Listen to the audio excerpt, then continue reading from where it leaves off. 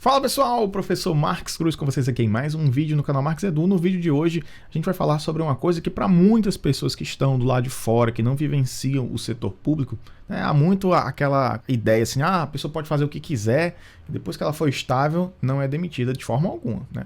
Lá no artigo 22 da Lei 8.112, ela diz pra gente que o servidor estável só poderá ser demitido em virtude de sentença transitada em julgado, né? Depois de uma sentença transitada em julgado, ou processo administrativo disciplinar em que lhe seja assegurada a ampla defesa, ou seja, a pessoa também tem que ter o direito de se defender.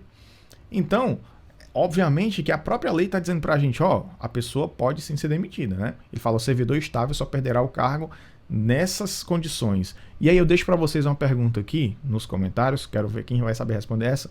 E se o servidor não for estável, como é que funciona o negócio? Mas vamos lá, o foco daqui é quando que vai ser aplicada a demissão. A gente tem aqui na Lei 8.112, artigo 132, alguns incisos que vão trazer para a gente justamente a resposta a esses anseios. O primeiro deles é o crime contra a administração pública. Tá? Então, no inciso 1, a gente tem qualquer crime contra a administração pública, ela sim causa a demissão. Logicamente que lá pelo artigo 22, que eu acabei de mencionar para vocês, o servidor estável só perderá o cargo em virtude de processo judicial transitado em julgado ou processo administrativo disciplinar em que ele seja assegurada a ampla defesa, tá? Então nós temos essa situação. Então todos esses casos aqui que eu estou falando, eles vão passar por um processo administrativo disciplinar e alguns especificamente vão passar por um processo administrativo disciplinar,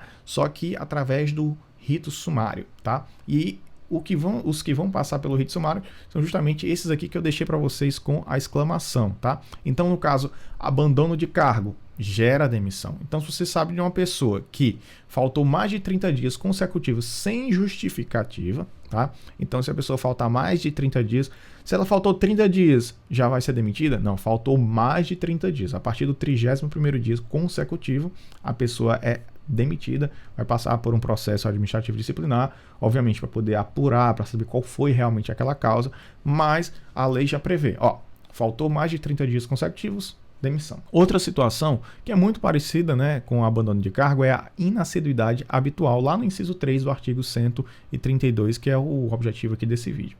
Então, lá no artigo 132, inciso 3, ele vai dizer para a gente o que é a inassiduidade habitual, ou seja, se você faltar 60 dias interpolados durante o prazo de 12 meses, não é que a cada ano zere a contagem, né? Dentro desse prazo de 12 meses, se você faltar 60 dias interpolados sem justificativa, é diferente, você tem uma licença, é outra coisa, é outro panorama. A gente está falando aqui de faltas não justificadas, tá? Então, gera o que? O inassiduidade habitual, que também é mais um caso de demissão. Só fazendo uma colocação, eu falei dentro de um ano, né? Porque entenda a situação. Se de repente você faltou 30 dias interpolados entre novembro e dezembro e você fez a mesma coisa em fevereiro e março do outro ano, apesar de não ser o mesmo ano, foi dentro do prazo de 12 meses. Ou seja, é dentro da contagem de 12 meses e não obrigatoriamente do mesmo ano. A gente também tem outro caso de improbidade administrativa. Então, guarde bem esse termo. A gente tem crime contra a administração pública, abandono de cargo, inassiduidade habitual, improbidade administrativa. Depois nós temos incontinência pública e conduta escandalosa na repartição. Incontinência pública e conduta escandalosa na repartição. Outra, que é muito parecida também, é a insubordinação grave em serviço, tá? Então é importante frisar que é em serviço. Se for fora do serviço, não vai gerar demissão, mas pode gerar também outras consequências, porque lá pelo Código de Ética nós sabemos que a vida do servidor dentro e fora da instituição, ela faz parte da vida do servidor. É a vida do servidor, você é servidor dentro e fora. Então, se você infringir de alguma forma o Código de Ética, falar alguma coisa, falar alguma bobeira na internet, alguma coisa que seja grave, bobeira, né? No sentido assim mais brando, né? Mas se você falar alguma besteira, alguma coisa muito grave, você pode sim ser demitido também, que aí entra nessa parte aqui que eu tinha falado do inciso 5, tá? Incontinência pública e conduta escandalosa na repartição ou para repartição. Outra coisa é ofensa física em serviço a servidor ou a particular, salvo em legítima defesa própria ou de outra. Então você pode defender outra pessoa ou se defender. Então isso aqui é uma situação que fica, meu Deus, eu não posso de forma alguma ofender fisicamente ninguém. O ideal é que isso nunca venha a acontecer. Mas se de repente alguém causar algum dano físico a você, você tem o direito da legítima defesa. Então, assim como você pode defender também outra pessoa, tá? Então, obviamente, isso aí é uma coisa mais complexa, mas é possível e não vai gerar a demissão se for, como a própria lei coloca, salvo em legítima defesa. Então, você vai lá, deu um murro em alguma pessoa, deu um empurrão, fez alguma coisa, demissão, salvo em legítima defesa. Aí você empurrou o seu colega de trabalho, o seu colega revidor, ele está se defendendo, você o empurrou. Então, por isso que a ofensa física causa demissão, salvo em legítima defesa.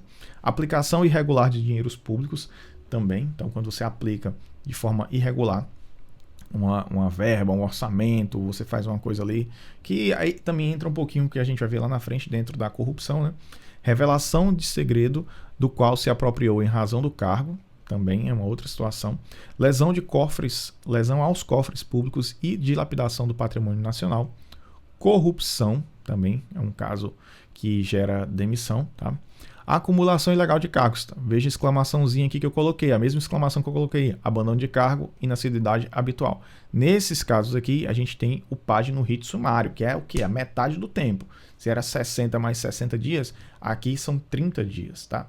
30 mais 15, ou seja, aqui vai ser o prazo muito mais rápido para resolver um problema de forma muito mais rápida, tá?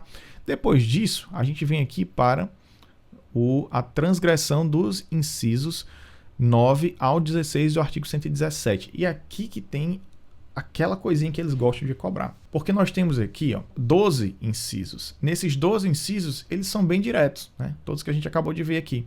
Mas quando ele vem para o inciso 13, aí ele vai fazer menção ao artigo 17. Por isso que eu mencionei no início do vídeo. Estude o artigo 116 e o 117. O 116 fala dos deveres e o 117 das proibições. É importante a gente conhecer esses dois porque quando você infringe os deveres, aí você também pode estar dentro de algumas outras penalidades. Nós temos a advertência, nós temos a suspensão e nós temos a demissão. E aqui na transgressão dos incisos 9 ao 19, eu vou colocar para vocês aqui quais são os incisos. Vamos começar aqui pelo 9. Valer-se do cargo para lograr proveito pessoal ou de outrem em detrimento da dignidade da função pública. Então você está se aproveitando do cargo para poder ter um benefício próprio. Outra coisa, participar de gerência ou administração de sociedade privada personificada ou não personificada, exercendo o comércio, exceto na qualidade de acionista, cotista ou comanditário. Atuar como procurador ou intermediário, salvo quando se tratar de benefícios previdenciários ou assistenciais, de parentes até o 2º grau ou de cônjuge ou companheiro. Receber propina, que também entra na corrupção, né? Comissão, presentes, vantagem de qualquer espécie em razão de sua atribuição. Então, às vezes, uma coisa que pode parecer bonita, legal, mas você receber um presente ou uma vantagem de qualquer espécie pode sim ser uma transgressão dos incisos 9 a 16, que estão previstos dentro do artigo 132, que geram a demissão. Então, cuidado, né? Tome muito cuidado. Aceitar comissão, emprego ou pensão de Estado estrangeiro não pode. Praticar usura sob qualquer de suas formas. O que é usura? Usura é quando você empresta o dinheiro a juros, né, com juros abusivos. Evite qualquer forma de fazer isso, porque você vai estar correndo aí sérios riscos, né, especialmente se isso vier à tona, se houver uma denúncia. Proceder de forma desidiosa. O que é uma pessoa desidiosa? Aquela pessoa preguiçosa. Faça isso aqui, fulano. Ixi, meu Deus do céu. Chegou. Dá preguiça agora para fazer amanhã. Aí amanhã a pessoa não faz. Proceder de forma desidiosa é proceder de forma preguiçosa. Então, você ser preguiçoso, você responder ao seu trabalho de forma preguiçosa, gera demissão, sim. Tá? Então, se for comprovado, vai passar pelo processo administrativo disciplinar, vai ser, enfim, passar por todo aquele processo que nós já conhecemos, né? Que pode ser a sindicância, dependendo da gravidade, pode ser um PAD ou PAD com rito sumário.